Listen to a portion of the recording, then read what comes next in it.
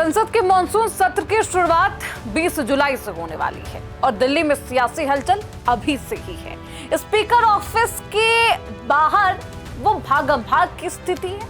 चिट्ठियों का आदान प्रदान चल रहा और सांसदों के सिग्नेचर की गिनती साफ दिखाई दे रही कि मोदी सरकार महिला रिजर्वेशन संशोधन बिल और परिसीमन बिल को पास कराने के लिए नंबर जुटाने की कोशिश कर रही है और ताकत लगा रही है। अब सवाल है कि क्या पीएम मोदी इस बार वो 2/3 बहुमत जुटा पाएंगे जो संविधान संशोधन के लिए हर हाल में चाहिए? आज यही बताएंगे आपको, नंबर गेम बताएंगे। बहुत स्वागत है आपका, आप देख रहे हैं प्राइम न्यूज का डिजिटल प्लेटफॉर्म। मैं हूं आपके साथ श्रुति अंकर। सबसे पहले और आपको वो तस्वीर दिखाएंगे अप्रैल का वो फ्लॉप शो।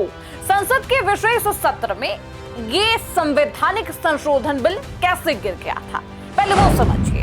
ग्राफिक्स आपकी स्क्रीन पर, वोटों का गणित समझिए। पक्ष में 298 और विरोध में 230 वोट डाले गए। कुल 528 सांसद मौजूद थे। और दूरी समझिए, पास होने के लिए 352 वोट चाहिए थे। सरकार महज 54 वोट से चूक गई। टीएमसी को झटका। पश्चिम बंगाल के 20 बागी सांसदों ने एनसीपीआई नाम की एक नई पार्टी बनाई है। एनडीए को समर्थन दे दिया है, जिससे सरकार का ये जो नंबर गेम है 298 से बढ़कर अब 318 पहुंच गया है।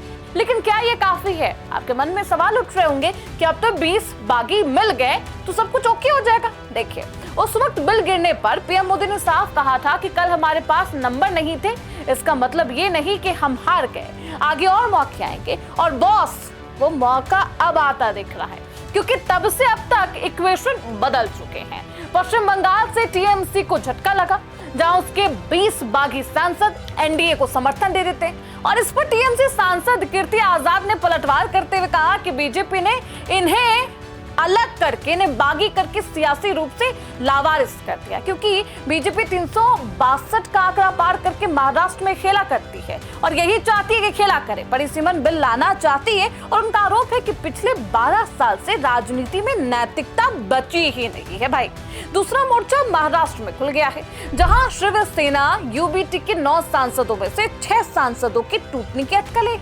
दल बदल कानून के हिसाब से अगर 6 सांसद टूटकर आगे आ जाते हैं तो ये विभाजन मान्य होगा। अगर ये सांसद भी एनडीए के पाले में आ गए तो सरकार का ये जो नंबर गेम है 318 से 324 पहुंच जाएगा। और इसी भारी दबाव के बीच उद्धव ठाकरे ने भी अपने सांसदों की बैठक में साफ कह दिया कि आज मेरा दिन नहीं है, पर कल जरूर होगा।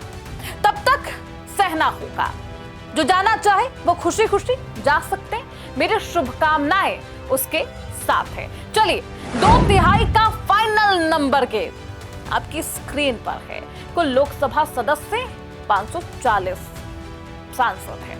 2/3 बहुमत के लिए जरूरी है 360 वोट। एनडीए का गणित देखिए, 298 उनके पास अपने हैं, 20 टीएमसी के बागी है, 6 शिवसेना के बागी है, 22 डीएमके के हैं, यानी कि 346 वोट उनके पास है।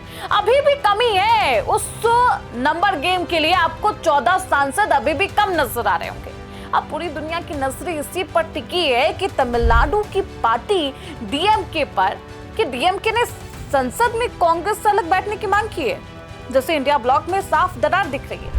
हालांकि डीएमके के एनडीए के साथ जाने के सीधे संकेत तो नहीं है, लेकिन कांग्रेस के सूत्र मानते हैं, कानाफूसी कर रहे हैं कि डीएमके को हर हाल में मनाना होगा, नहीं तो ये तो बीजेपी को ही बंद कमरे में और बैकडोर से सपोर्ट कर देंगे। और जनसंख्या आधारित परिसीमन से तमिलनाडु जैसे साउथ इंडिया के जो इलाके हैं, जो राज्य हैं, वहां भारी नुकसान होगा। जिन्होंने अपनी आबादी को कंट्रोल किया, हम दो हमारे दो किया। लेकिन अगर लोकसभा सीटें 50% बढ़ाने का प्रस्ताव आता है तो उसमें साउथ इंडिया को फायदा भी हो सकता है। इसी बीच कांग्रेस सांसद तारिक अनवर ने दावा किया है कि डीएमके इस बिल के पक्ष में वोट नहीं करेगी, लेकिन सरकार विपक्ष को खत्म करने की कोशिश कर रही है और मुमकिन कोशिश में कहीं वो सफल ना हो जाए। अब क्या भारतीय जनता पार्टी इस नंबर गेम को हासिल कर पाएगी? तो बॉस, एक बीजेपी सांसद का कहना है कि पिछली बार वोटिंग के दौरान 12 सांसद अनुपस्थित रहे थे और इस बार ये अनुपस्थिति और भी बढ़ सकती है, यानी खेल साफ है। इन बचे हुए 14 सांसदों का या तो सरकार के पक्ष में वोट देना होगा या फिर वोटिंग के बाद वॉकआउट कर जाए, गैर हाजिर हो जाए, एब्सेंट मान लीजिए। ऐसे में जेएमएम के 3 सांसद इस पूरे सियासी गणित को डार्क हॉर्स यानी तुरुप का इक्का साबित भी हो सकते। बीजेपी का आंतरिक हिसाब कहता है कि रास्ता मुश्किल जरूर है लेकिन नामुमकिन जैसा कुछ नहीं। 20 जुलाई से पहले वो पाला बदलने का भी दौर देखेंगे और तमाम खेला होते हुए देखेंगे। अब सोचिए अगर महिला रिजर्वेशन बिल पास हुआ तो ये पीएम मोदी के लिए एक विधायी जीत होगी, और अगर फेल हुआ तो विपक्ष के हाथ में लड्डू और एक बेहद अहम मुद्दा। इस पूरे सियासी शतरंज पर आपकी क्या राय है? क्या लगता है मोदी नंबर गेम जुटा पाएंगे? हाँ, आपको क्या लगता है? आप हमें कमेंट बॉक्स में जरूर बताएं। फिलहाल इसी के साथ इस रिपोर्ट में बस इतना। देखते रहिए प्राइम न्यूज का डिजिटल प्लेटफॉर्म। नमस्कार।